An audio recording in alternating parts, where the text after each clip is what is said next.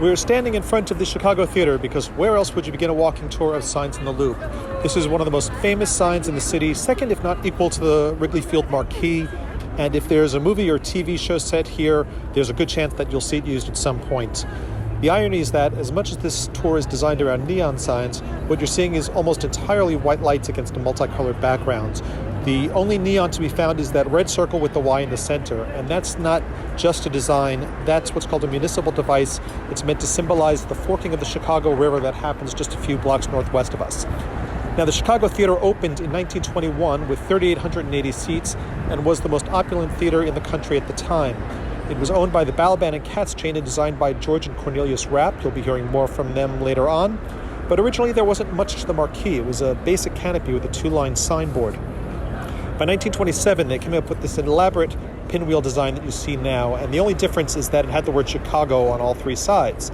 Come the 1940s, they erased the sides so that it could fit 5 lines of text, and they removed the Chicago from the sides. But like so many American cities, Chicago's downtown had a lot of problems starting in the 1960s.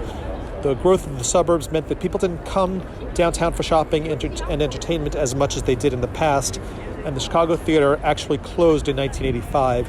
The owners wanted to demolish it, but a group of citizens purchased it and restored it to its original glory. The theater opens a year later with a concert by Frank Sinatra, and that night he opened and closed with his classic My Kind of Town. And the Marquee has looked that way ever since, and nowadays the capacity is about 3,600, and the theater is used regularly for live music, comedy, and podcasts. As for the vertical sign, it's about 75 feet high and has remained unchanged in design except for a few attempts at a different color in the background. This, however, is the second sign. The original steel one was removed in 1996 because it was beaten up due to age and about 75 Chicago winters. It was replaced by an exact replica, but it was made out of aluminum, which is lighter and puts less stress on the building. And they also modernized the electrical system. One of my favorite things about the sign is all that ornamentation up at the top, and it really draws your eyes up there, and it looks even cooler when you see it from the State and Lake Station next door. The Chase logo has been there since 2010 when they purchased the sponsorship rights. In previous years, they usually just had the or whoever owned it at the time. A couple more things about the building. The front is designed to look like the Arc de Triomphe in Paris, and in the old days they had a lighting design to emphasize that.